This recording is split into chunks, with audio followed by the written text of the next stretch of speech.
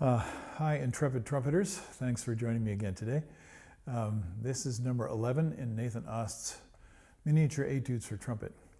Here's another one that has, for most people, which will be a double tongue etude. I can't single tongue this fast, so I have to double tongue. I don't have much choice. But we'll get into some of those details. First, I'd like to just play it for you and give you an idea of kind of the style and the flavor of this. The tempo is 88, and I like to start at the recommended tempo to honor the composer's wishes. I would always end up playing this faster. We'll do that in a second, but first, let's see if I can play it well at the marked tempo. So this is 88. Here we go.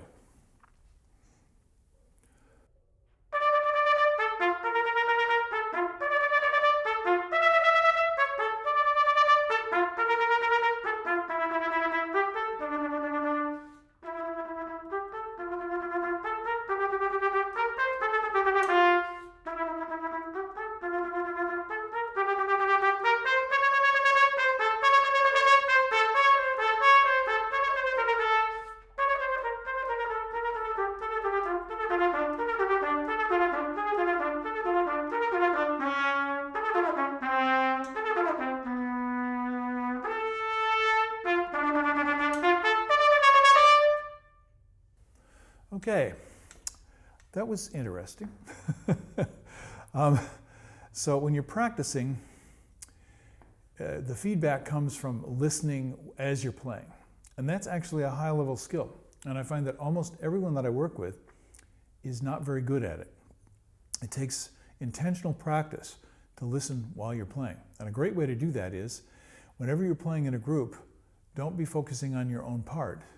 Know your part well enough that you can play it automatically and listen to the others with whom you are playing and adapt yourself to them. If you're a section player, this is an essential skill. If you're a principal player, if you're a lead player, then your essential skill is since you're a leader, you have to show clearly and decisively what your musical intention is. And then the other people who are dependent on you in the ensemble can pick up on that and support what you're doing. This is a wonderful thing about playing with other musicians, so I highly recommend it if you have the opportunity. But it also gives you a chance to concentrate not on your own stuff. We spent hours in the practice room concentrating on our own stuff, and sometimes that's pretty detrimental. But here we need to do it. Now, what did I notice? Oh, there are markings, there are dynamics, there are articulation markings, so on and so forth, crescendi, decrescendi. And all these markings mean is the composer is trying to reveal, with notation as best they can, their musical imagination. But your interpretation might be very, very different. For example, this feels, the title is Battling, and this doesn't feel very much battling. So I have to think, how can I make it feel more battling? Well, he's got marcato marked on the 8 notes. So instead of playing it in a lyrical fashion,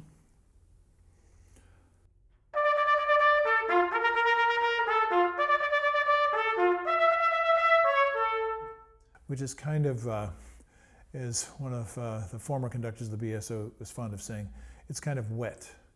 Mr. Levine liked to use that term. That sounds kind of wet. Instead of dry, secco, dry, where the note's very, very quick. And so this is a fun thing to play around with, but it can be frustrating if you're not used to doing it. And I notice many of the players that I work with who are jazz and contemporary music players, some of them professional players, they don't have a very wide variety of articulation, just because they don't practice it.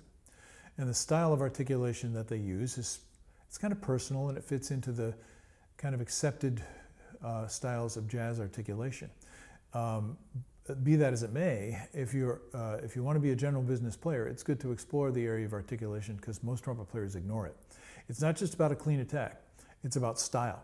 So I'm looking at that marcato, and I'm thinking, what should that sound like?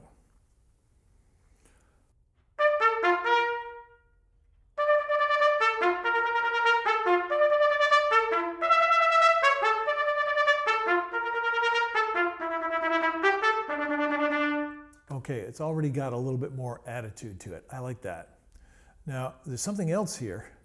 You notice there's a repetitive figure. Rhythmically, it's the same thing over and over again. Harmonically, the context changes, but rhythmically, it's the same. So when you have anything that's repeated, you need to play it in such a way that it's going someplace. Otherwise, it's going to sound very, very mechanical. So what I did that time, and I would exaggerate this until when I recorded myself, when I tasted it, I said, that works now.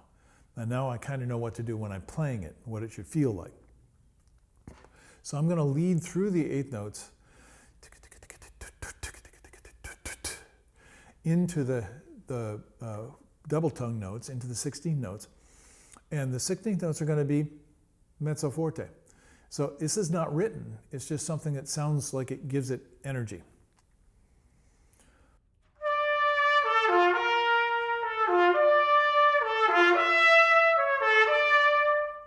So that has a sense of kind of flipping forward, and this gives it more of that, fighting kind of energy.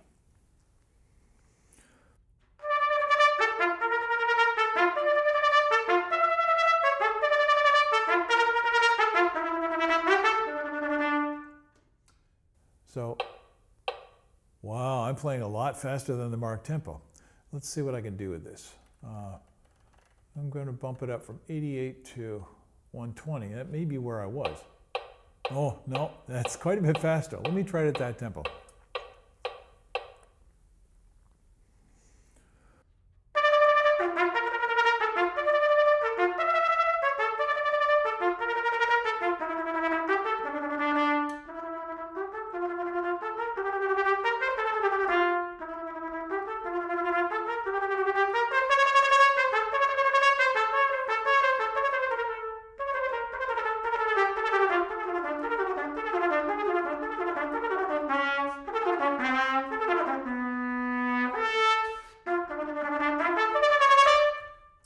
Well, as you can tell, I was indulging myself there a little bit. That was kind of fun. But even doing that, I can feel myself getting a little bit tight in the tongue. And this is the enemy. When you do that, everything starts to increase in difficulty. So just like driving a car, you don't want to drive beyond the speed that you're capable of controlling. In other words, most people are not driving at race car speeds. One of my students, an adult student, owns a Ferrari. He is a doctor. So he indulged himself by buying a Ferrari. And he went and worked with a teacher on a track, a closed track, a safe place, to learn how to drive the car at high speeds, should that ever be necessary. And you have to learn it. It's a skill. Most of us don't know how to do that. So when we're going 60, 70, 80, we feel like, okay, this is controllable. But if you're going double that speed, you can imagine that it might get a little bit scary.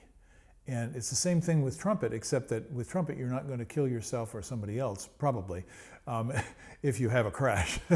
So the key is this. The faster you're going to go, the smoother everything has to be and the quicker everything has to be. So that's your work. That's your work on this one.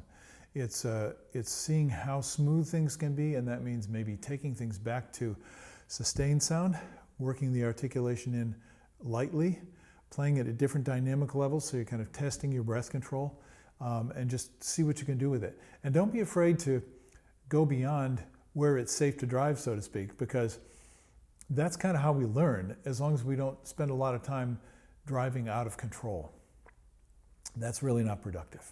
So, okay, now I've given you enough professorly admonitions to hold you for the whole day. So go and practice, have fun with the process, and I hope you can really enjoy what's coming out of your bell. Have a great day. I'll catch you later. Bye-bye.